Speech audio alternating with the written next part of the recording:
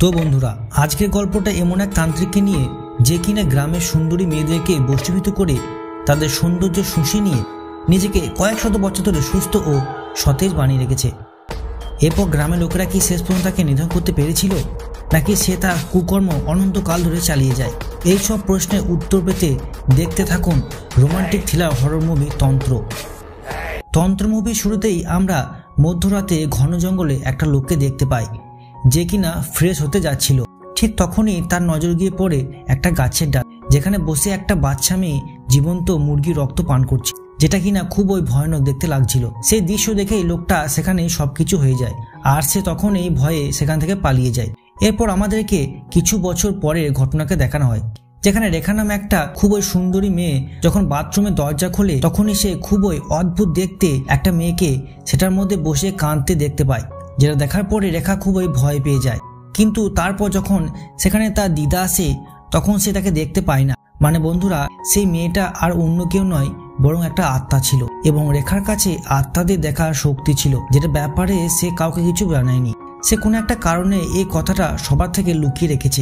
এখানে আমরা আরো একটা বিষয় সম্পর্কে জানতে পারি যে রেখার বাবা রেখাকে পছন্দ করতো না, কারণ রেখার জন্ম হওয়া পরেই তার মা মারা গেছে আর এটার জন্যই সে রেখাকে দায়ী করে। তো যাই হোক, এরপর আমরা রেখাকে কলেজ যেতে দেখি, যেখানে তাদের বন্ধুর সঙ্গে পরিচিত হই, যাদের নাম ছিল তেজা, সেলু আর বাসু। এখানে আমরা আর একটা বিষয় জানতে পারি যে রেখা ও তেজা রিলেশনশিপে ছিল। এরপর কলেজে যেতে যেতে রাস্তায় রেখা আবার একটা আত্মাকে দেখতে পায় যে কিনা নিজের গলায় দড়ি দিয়ে একটা গাছের ডালে ঝুলেছিল, যেটা দেখার পর রেখা তখনই সেখানে থেমে যায়।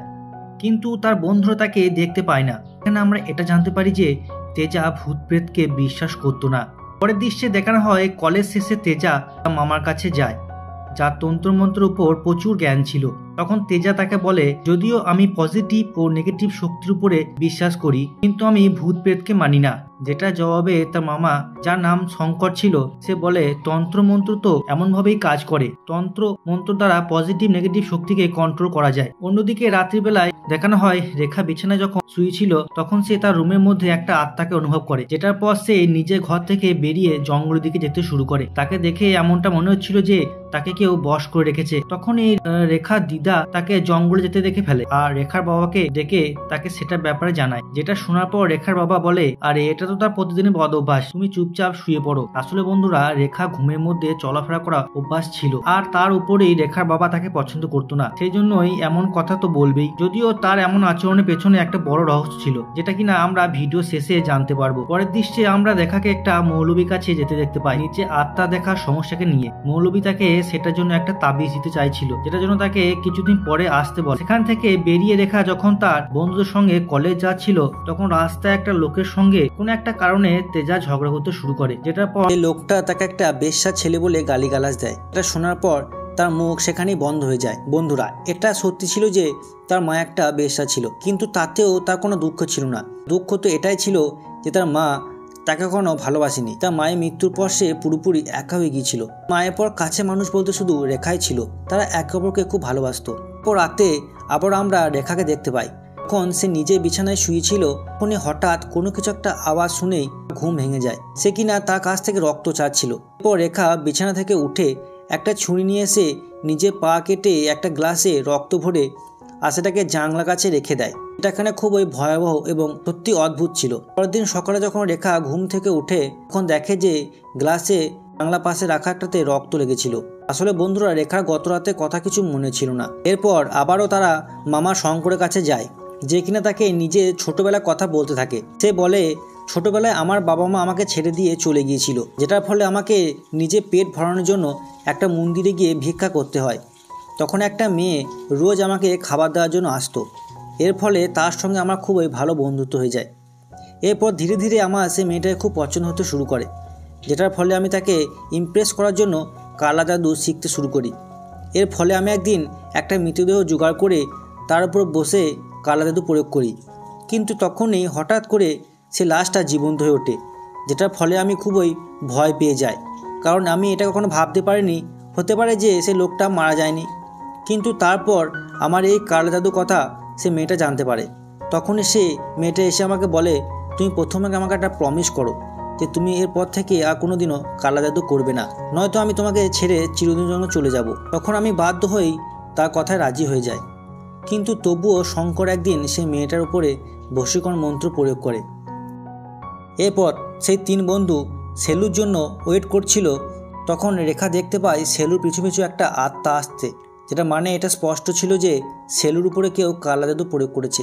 কিন্তু রেখা সবার সামনে চুপ করে থাকে আর আলাদা করে একটা জায়গায় গিয়ে তেজাকে সেটা জানায়, যেটার পর তারা দুজনে সেটা কনফার্ম করার জন্য সেলুর কাছে যায়। আর সে একটা কাগজের মধ্যে রাখা ছায়াভস্য তাকে ফু দিতে বলে, আর তারপর তার সামনে একটা লেবু এনে ধরে, যেটার ফলে তখনই সেলুর মধ্যে থেকে সে আত্মাটা বেরিয়ে আসে। আর সে তাকে আর সেলুকে মেরে ফেলা হুমকি দিতে শুরু করে। তখন রেখা লক্ষ্য করে যে সে কাগজের মধ্যে রাখা ছায়াভস্য কিছুটা লাল হয়ে গিয়েছে। এর মানে এটা নিশ্চিত যে তার সঙ্গে কেউ কালা জাদু প্রয়োগ করেছে। এরপর রেখা আর তেজা তার পরিবারকে সেটা জানায়, কিন্তু তারা তাদের কথা একটুও বিশ্বাস করে না। এর 5 দিন পরে হঠাৎ সেলু একদিন রাতের বেলায় বশীভূত হয়ে জঙ্গলের দিকে যেতে শুরু করে, যেটা দেখার পর অবশেষে তার পরিবার রেখার কথা বিশ্বাস করে এবং রেখা তাদেরকে এটা বলে যে ভুল করে তোমরা কেউ তার পিছু পিছু যেও না। আমাদের যা কিছু করতে হবে পিছন থেকে গিয়ে করতে হবে। আমাদেরকে যে কোনো উপায়েই ওই তান্ত্রিকের মাথা ধর থেকে আলাদা করতে হবে। এর পরের দিন রাতে যখন আবারও সে জঙ্গল দিকে যায়, তখন তেজা আর তার ভাই বাসু তার পিছু পিছু যায়। কিছু দূর যাওয়ার পর একটা জায়গায় সে তান্ত্রিককে সে দেখতে পায়, যে কিছুদিন আগে সিধুকে বিরক্ত করেছিল, তাই সে তাকে চড় মেরেছিল এবং তার মুখে থুতু দিয়েছিল। এবং তান্ত্রিক সেই অপমানে বদলা নেওয়ার জন্য তার উপর কালা জাদু করেছিল। এরপর তান্ত্রিক তার কিছু করবে সেই সময় তার ছোট ভাই গিয়ে তাকে আক্রমণ করে, কিন্তু তান্ত্রিক খুবই শক্তিশালী ছিল। সে 1 সেকেন্ডের মধ্যেই তার হাত ধরে ফেলে। ঠিক তখনই তেজা গিয়ে তার মাথা ধর থেকে আলাদা করে দেয়, যেটার ফলে সে তান্ত্রিকের হাত থেকে সে মুক্ত হয়। এর পরের দিন আমরা রেখার ঘরের বাইরে একটা সাধুকে দেখতে পাই, যে কিনা রেখা দিদাকে বলে তোমার ঘরে একটা রক্তক্ষেকো আত্মা বসবাস করছে আর কেউ শীঘ্রই তাকে মারতে আসবে। যেটার পর আমরা রাতের বেলায় আবারও রেখাকে বিছানায় শুয়ে থাকতে দেখি। এখানে আবারও সে একটা আওয়াজ শুনতে পায় এবং যেটা শোনার পরে সে ছুরি করে তার পা থেকে কেটে একটা গ্লাসের মধ্যে রক্ত ভরে আর সেটাকে জানলা রেখে দেয়। পরের দিন সকালে সে গ্লাসটা পুরোপুরি খালি ছিল, কিন্তু রেখার সেটা ব্যাপারে কিছু মনে ছিল না। পরের দৃশ্যে আমরা একজন তান্ত্রিককে দেখতে পাই, যে কিনা রেখা গ্রামে এসে রাজশ্রী নামে এক মহিলাকে খুঁজছিল। তখন সে গ্রামের লোকেদের মুখ থেকে জানতে পারে যে রাজশ্রী তো বহুদিন আগে মারা গিয়েছে, কিন্তু তার মেয়ে এখন এই গ্রামে বসবাস করে। আর বন্ধুরা, সেটা আর অন্য কেউ নয়, বরং রেখাই ছিল, যার মাকে ওই তান্ত্রিক খোঁজ করছিল। এখানে আমরা এটা জানতে পারি যে রেখাকে মারার জন্য সে এখানে এসেছে, কিন্তু প্রথমে এখন রেখা কেমন দেখতে সেটা জানতে হবে। সেটা জানার জন্য সে রাস্তার মাঝামাঝি একটা মন্ত্রপুত লেবু রেখে দেয়। এরপর যখন রেখা সেখান থেকে যাচ্ছিল, তখন সেই লেবুটা নিজে থেকেই তার দিকে চলে যায়, যেটার ফলে সে জানতে পারে রেখা আসলে কে। তো যাই হোক, তান্ত্রিকের টার্গেট কে ছিল সেটা সে জানতে পারে। এরপর রাতেই সে তান্ত্রিক তারপর কালা জাদু করতে শুরু করে। এখানে অন্যদিকে রেখার উপর একটা হিজড়ে আত্মা আক্রমণ করে দেয়, তাকে চুলে মুঠি ধরে টানতে টানতে নিয়ে যেতে থাকে। কিন্তু সঠিক সময় রেখা একটা দুর্গা দেবী ফটো তুলে নেয়, যেটার ফলে সে আত্মা তাকে ছেড়ে চলে যায়। পরের দিন রেখা সেটার ব্যাপারে সে মৌলবীকে জানায়। তারপর মৌলবী তার উপর ঝাড়ফুঁক করতে শুরু করে, যার ফলে তার কালা জাদু ব্যর্থ হয়। এর ফলে তান্ত্রিক খুব রেগে যায় এবং সেটা বদলা নেওয়ার জন্য সে রাত্রে একটা আত্মাকে দিয়ে সে মৌলবীকে মেরে ফেলে। এটা শোনার পর রেখা বুঝতে পারে যে মৌলবী মারা গিয়েছে কারণ সে তাকে সাহায্য করেছিল। রেখা তেজাকে জানায় এবং তেজা তার মামার কাছে যায় তার কাছ থেকে সাহায্য চাওয়ার জন্য। তার মামা তাকে একটা সাধু হওয়ার ব্যাপারে জানায়, যে কিনা তাকে সাহায্য করতে পারে। এরপর তেজা তার মামার কাছে জানতে চায়, মামা তুমি আমাকে একটা কথা বললে না যে তুমি তোমার প্রেমিকার উপরে বশীকরণ কেন করেছিলে, আর তারপর শেষ পর্যন্ত তার সঙ্গে কী হয়েছিল। তারপর শঙ্কর তাকে সেই কাহিনী বলতে শুরু করে। একদিন সে মেয়েটার বিবাহ অন্য কারোর সঙ্গে ঠিক হয়ে যায়, তার ফলে সে তাকে পাওয়ার জন্য তার উপর বশীকরণ মন্ত্র প্রয়োগ করে তাকে নিজের কাছে ডেকেছিল। কিন্তু তারপর কোনো একটা কারণে তার সেই বশীকরণ মন্ত্র কাজ করে না, কারণ সে তার সঙ্গে একটা দুর্গা দেবীর মূর্তি নিয়ে এসেছিল এবং সে তাকে সেই মূর্তিটা ছুঁয়ে প্রতিজ্ঞা করতে বলে যে আজকের পর থেকে যেন তুমি কালা জাদু করো না, যেটা পর থেকে সে পুরোপুরি কালা জাদু করা ছেড়ে দেয়। এটাই ছিল তার এবং তার প্রেমিকার কাহিনী। অন্যদিকে আমাদেরকে দেখানো হয় যে তেজা সে সাধু বাবার কাছে যায়, যার ব্যাপারে শঙ্কর বলেছিল। তার কাছ থেকে সমস্ত কথা জানার পর বাবা মন্দিরে একটা যজ্ঞের আয়োজন করে। সে তাকে বলে যদি এই নারকেলটা প্রতিমা দিকে ঘুরে যায় তাহলে তুমি বুঝে নিও রেখা পুরোপুরি সুরক্ষিত। আর যদি নারকেলটা উল্টো দিকে ঘুরে তাহলে তুমি বুঝে নিও যে রেখার জীবনে বড় বিপদের মধ্যে আছে বলে সাধু বাবা যজ্ঞের দিকে মনোযোগ দেয়। অন্যদিকে সে তান্ত্রিকও তার উপর কালা জাদু করতে দেখা যায়। এখন রেখার উপরে দুই ধরনের শক্তি কাজ করছিল। একটা হলো শুভ শক্তি, যেটা কিনা তাকে বাঁচাতে চাচ্ছিল, অন্যটা হলো অশুভ শক্তি, যেটা তাকে মারতে চাইছিল। তার ফলে প্রথমে সে তান্ত্রিকের শক্তি তার উপর কাজ করে। এরপর তার শরীরের মধ্যে প্রচুর যন্ত্রণা শুরু হয় আর অদ্ভুতভাবে তার মুখ থেকে রক্ত আর চুল বেরোতে থাকে। কিন্তু তারপর সে পুরোপুরি ঠিক হয়ে যায়, কারণ সেই নারকেলটা দেবীর দিকে ঘুরে গিয়েছিল। এটার ফলে রেখা বেঁচে যায়। এরপর তেজা যখন রেখার সঙ্গে দেখা করতে আসে তখন সে রেখাকে প্রচুর প্রশ্ন করে থাকে, যেগুলো শুনলে আপনি অবাক হয়ে যাবেন। সে তাকে বলে, তুমি যে বলেছিলে মৌলবী তোমাকে জানিয়েছে সেজার উপর আত্মা ভর করেছে, কিন্তু আমি যখন এই ব্যাপারে মৌলবীকে জিজ্ঞাসা করি তখন সে আমাকে বলেছিল যে আমি তো কোনোদিন তাকে এমনটা বলিনি। এরপরে একদিন আমার সঙ্গে দেখা হয় সেই তান্ত্রিকের। তখন আমি তাকে জিজ্ঞাসা করেছিলাম যে মৌলবীকে তুমি কেন মেরেছিলে। তখন সে আমায় তার শক্তি দিয়ে আমাকে হাওয়ায় উঠিয়ে ফেলে এবং আমাকে বলে, তুমি আমার আর রেখার মধ্যে খবরদার এসো না, আমি মৌলবীকে কেনই মারতে যাব, ওকে মেরে আমার কি লাভ, এমনটা বলেছিল ওই তান্ত্রিক, বুঝলে। আমি যখন সেই সাধু বাবার কাছে যাই তখন তিনি আমাকে যাওয়ার সময় বলেছিলেন যে রেখার জীবন আমার এই যজ্ঞের কারণ নয়, বরং অন্য কোনো এক শক্তি তাকে বাঁচিয়েছে। এখন তুমি আমাকে বলো তাহলে কে এই কালা জাদু করেছিল।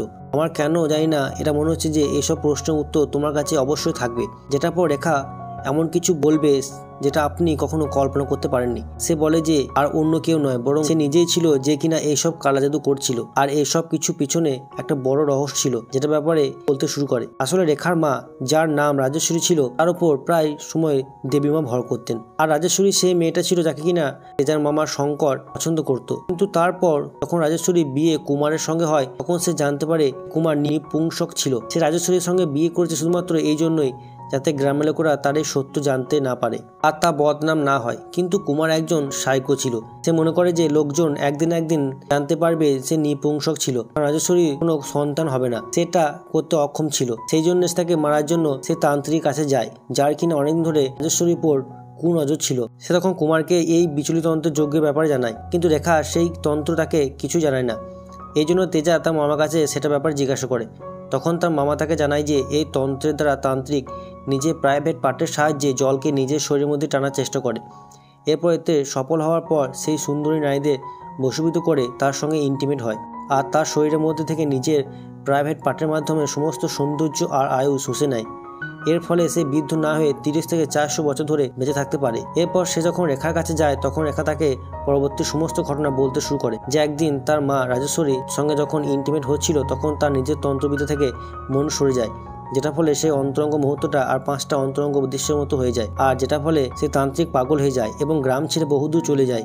কিন্তু এর ফলে রাজেশ্বরীর জীবন খারাপ হয়ে যায়, কারণ নর্মালি ইন্টিমেট হওয়ার জন্য রাজেশ্বরী প্রেগনেন্ট হয়ে যায়। রাজেশ্বরী এখন সে তান্ত্রিক বাচ্চার মা হয়ে যায়, আর সে বাচ্চা অন্য কেউ নয়, আমিই ছিলাম। এর মানে রেখা সে তান্ত্রিকের মেয়ে ছিল, কুমারের না। আর এটাই ছিল সবচেয়ে বড় কারণ কুমার তাকে পছন্দ না করা, কারণ সে কুমারের মেয়েই ছিল না। আর এটার ব্যাপারে শুধুমাত্র কুমারই জানতো, আর অন্য কেউ জানতো না। যাই হোক, এরপর সেই দুর্ঘটনার পর থেকেই রাজেশ্বরীকে বিভিন্ন আত্মারা এসে বিরক্ত করতে শুরু করে। এটার ফলে রেখার জন্মানোর কিছুদিন পরে তার মৃত্যু ঘটে, আর সেই তন্ত্রের কিছু শক্তি রেখার মধ্যে চলে আসে। সে তেজাকে জানায় যে আমি সমস্ত আত্মা দেখতে পাই, আর আমি ওই মৌলবীকে মেরেছিলাম কারণ সে ঝাড়ফুঁকের নাম করে মেয়েদেরকে খারাপভাবে স্পর্শ করত। আর আমি ছিলাম সে যে কিনা আমাকে নিজের বিপদের হাত থেকে রক্ষা করেছিলাম।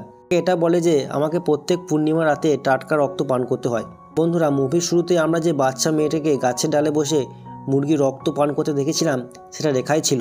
তো রেখা তাকে আরও একটা সত্যি ব্যাপার জানায় যে একদিন যখন সে মুরগির রক্ত পান করছিল তখন তাকে এমন অবস্থায় যার মা দেখে ফেলে। তাকে দেখে সে ভয়ে পালিয়ে যাচ্ছিল, তখনই হঠাৎ একটা ট্রাক এসে তাকে দিয়ে চলে যায়। তার ফলে তখনই যার মা মারা যায়। আস্তে ঠিক করে যে এরপর থেকে আর কোনোদিন সে রক্ত পান করবে না। আর এই জন্য সে নিজের রক্ত পান করতে শুরু করে, যাতে সে নিজেকে বিশ্বাস হওয়ার হাত থেকে আটকাতে পারে। এটা শোনার পর তেজা সব প্রশ্নের উত্তর পেয়ে যায়, কিন্তু রেখার জন্য যেহেতু তার মা মারা গিয়েছিল তাই সে তার উপর এগিয়ে গিয়ে তাকে উল্টোপাল্টা কথা শুনিয়ে সেখান থেকে চলে যায়। পরের দৃশ্যে দেখানো হয় যে তেজা তার মামা শঙ্করের কাছে গিয়েছিল। শঙ্কর বলে রাজেশ্বরীর বিয়ে হওয়ার পর তাকে সে ভুলতে পারেনি, তাকে সে খুব ভালোবাসতো এবং প্রত্যেক রাতে লুকিয়ে তার সঙ্গে দেখা করতে যেত। একদিন শঙ্করের মামা রাজেশ্বরীকে দেখতে না পেয়ে তান্ত্রিক উপর সন্দেহ হয়, কারণ তার কাছে খবর ছিল যে তান্ত্রিক গ্রামে কোনো একটা মেয়ের উপর বিজলি তন্ত্রে প্রয়োগ করে চলেছে। শঙ্কর তন্ত্র সাধনা বন্ধ করার জন্য লুকিয়ে তার কাছে পৌঁছে যায়। মদে এক ধরনের ওষুধ মিশিয়ে দেয়, যেটার ফলে ইন্টিমেট হওয়ার সময় তার মনোযোগ নষ্ট হয়, স্ত্রীকে তন্ত্র সাধনা অসম্পূর্ণ থেকে যায়। অন্যদিকে বারংবার ব্যর্থ হওয়ার কারণে সে গ্রামের একটা বাচ্চাকে মেরে ফেলে ওই তন্ত্রবিদের দ্বারা। তারপর দোষটা রেখার উপর চাপিয়ে দেয়। ফলে গ্রামের সবাই রেখাকে সন্দেহ করে, কারণ ইতিমধ্যে গ্রামের লোকেরা জানতে পেরেছিল যে রেখা কালা জাদু করতো। তাকে একটা গাছের সাথে বেঁধে ফেলে, সবাইকে বলে যদি নির্দোষ হয় তাহলে কিছুই হবে না, কিন্তু সত্যি অপরাধ করে থাকে তাহলে আজ রাতের মধ্যেই ও মারা যাবে। পর সে কাল সকাল পর্যন্ত কাউকে এখানে আসতে মানা করে। গ্রামের লোক সকলেই ওই তান্ত্রিকতা রাজি হয়ে সেখান থেকে চলে যায়। ও রাতেই সেই তান্ত্রিক সেখানে আসে, কারণ আজ পূর্ণিমা রাত ছিল, আর রেখা যদি আজ রাতে রক্তপাত না করে তাহলে সে নিজেই মারা যাবে। এদিকে রক্ত না পাওয়ার কারণে রেখা প্রচুর দুর্বল হয়ে পড়ে, এই জন্য সে কিছু করতে পারে না। এখন তান্ত্রিক সময় নষ্ট না করেই তাকে মারতে চলেছিল, তখনই তেজা সেখানে চলে আসে আর নিজের জিভ কেটে রক্ত বের করে রেখার মুখ উপর ছিটিয়ে দেয়, যেটার ফলে তার শক্তি আবার ফিরে আসে। এরপর তার দুজনের মধ্যে তন্ত্রের লড়াই হয়। সেই তান্ত্রিকের কালা জাদু উল্টো কাজ করে যায়, যেটার ফলে তার আশেপাশে আত্মারা এসে তাকে মেরে ফেলে। এইসব আত্মাদের বন্দি করে তাদেরকে দিয়ে যা মন তাই করাতো সেই তান্ত্রিক। এরপর তেজা রেখার কাছে সেই আচরণের জন্য ক্ষমা চায়। তো বন্ধুরা, মুভিটা তোমাদের কেমন লাগলো? মুভিটা অবশ্যই ভালো লাগলে সাবস্ক্রাইব ও লাইক কমেন্ট করতে ভুলবে না। দেখা হচ্ছে অন্য কোনো ভিডিওতে।